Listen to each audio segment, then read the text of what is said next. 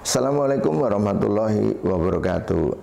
Sahabat-sahabat, teman-teman holistik, kita membahas pertanyaan yang keempat yang ada di YouTube di season ini. Ada pertanyaan, berapa persentase yang terbanyak yang menyebabkan keguguran di dalam kandungan seorang ibu?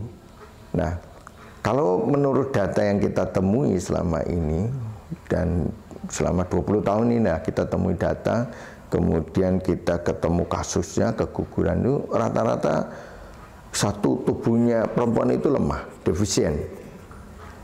Nah, defisiensi itu ada dua, disebabkan oleh genetiknya dia memang lemah, atau kemudian pola hidupnya, pola makannya, memakan makanan yang cenderung lembab dingin, makan makanan yang menyebabkan energinya dia menjadi lemah.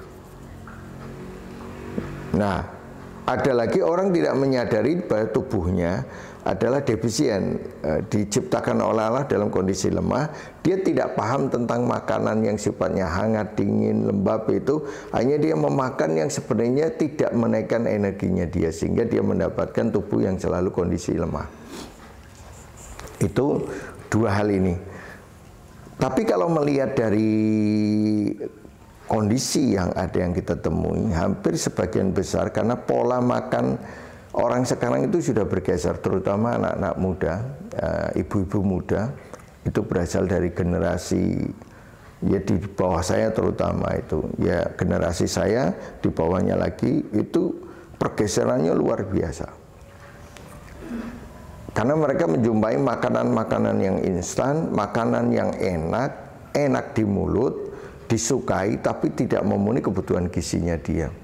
Tidak menaikkan energinya dia, tapi sangat disukai secara umum karena rasa. Ini kemudian menyebabkan pola hidup yang berubah, menyebabkan perkembangan tubuh yang energinya menjadi semakin lemah, apalagi dia punya dasar tubuh yang kondisinya lemah, maka menjadikan rahim itu tidak jadi kuat untuk bisa menjaga janin tetap di dalam tempatnya. Karena darah yang dihasilkan, karena makanan yang kita makan itu menghasilkan darah. Darah itu akan menghasilkan sel telur nantinya. Jadi gizi itu, darah itu, zinc itu akan menghasilkan salah satunya nanti sel telur. Itu sel telur itu ketika dibuang menjadi segumpal darah. Jadi darah kemudian kalau kemudian janin ini mengikuti makanan yang dikasih oleh ibunya melalui tali pusarnya. Ya, proses pengembangbiakan itu sel itu yang dari satu sel kemudian berubah lagi menjadi 2, 3, kemudian menjadi bentuk yang wujud seperti janin yang lengkap nantinya, itu membutuhkan nutrisi. Nah, nutrisi yang diberikan induknya itu dari makanan yang masuk diperas menjadi yang terbaik yang masuk. Tapi kalau yang dimakan jelek, sebaik-baik yang kemudian diserap mesti yang jelek. Nah, ini jadi jelek juga. Nah, itu menyebabkan janin itu berkembang tidak lengkap, berkembang tidak sempurna, atau energinya menjadi lemah, atau janin itu menjadi lemah.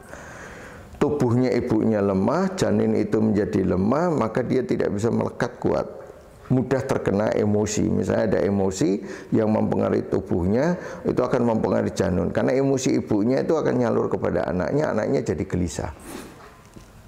Kalau yang tipe panas, lembab panas itu sangat jarang. Jadi kalau kita dalam sekian bulan ketemu orang yang keguguran misalnya, nanti ketemu yang panas lembab yang membutuhkan ramuan yang sifatnya menahan panas, itu kecil banget itu. Paling misalnya persentase dari 100 lah katakanlah, itu bisa dikatakan 10-20% lah itu. Paling banyak 80% itu lembab dingin, kondisi energinya lemah. Karena apa? Dasar karakter tubuh yang diciptakan Allah lemah, tidak dijaga dengan merubah pola hidupnya, merubah nutrisinya. Ketika lahir, orang tuanya tidak paham tentang masalah ini. Ketika dia sudah dewasa, makannya semaunya dia, tidak mengikuti kebutuhan nutrisi yang dibutuhkan untuk berkembang, untuk lebih bagus lagi, untuk beradaptasi dengan lingkungannya dia. Nah, ini akan mempengaruhi.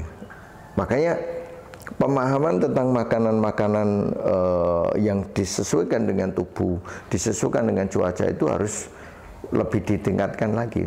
Karena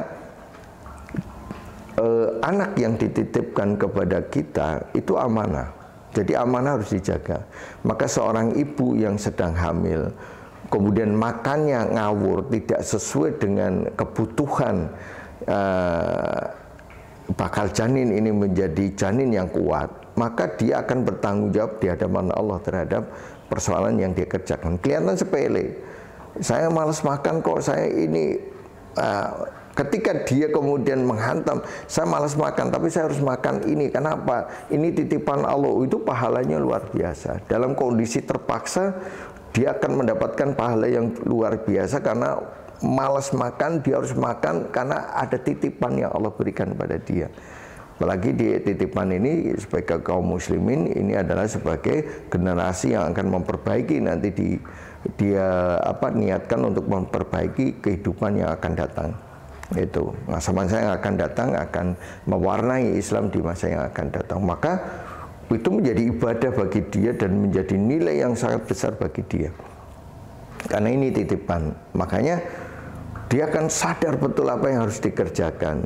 Nah, kalau tidak, dia mau semaunya dua, nanti ngambek, nanti maunya dituruti makanan yang tidak bergizi. Akhirnya janinnya lemah, kemudian ketika janinnya sakit atau keguguran, dia kecewa, kemudian dia putus asa, kemudian dia mengeluh, kemudian dia menyalahkan diri sendiri, kemudian menyalahkan keadaan dan sebagainya.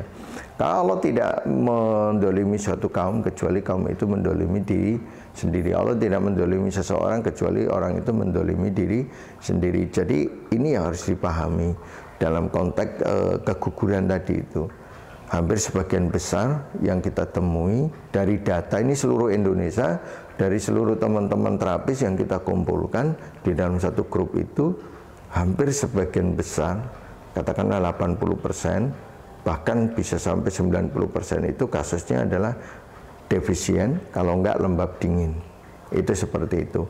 Nah, ini maka menjadi perhatian bagi langkah-langkah ke depan bagi seorang pengobat atau orang yang ingin hidup sehat, mempunyai generasi lebih baik untuk menjaga kualitas makanan, kemudian agar janin yang dititipkan oleh Allah kepada dia bisa dikembangkan menjadi manusia yang akan lebih baik dari dirinya. Otomatis makanan itu sangat berpengaruh itu. Insyaallah itu yang bisa saya sampaikan. Mudah-mudahan jenengan paham terhadap apa yang sampaikan dan tetap berpikir secara holistik, secara sunatullah, agar kita bisa menetapi hidup ini dalam kondisi sehat yang sebenarnya. Insyaallah demikian. Assalamualaikum warahmatullahi wabarakatuh.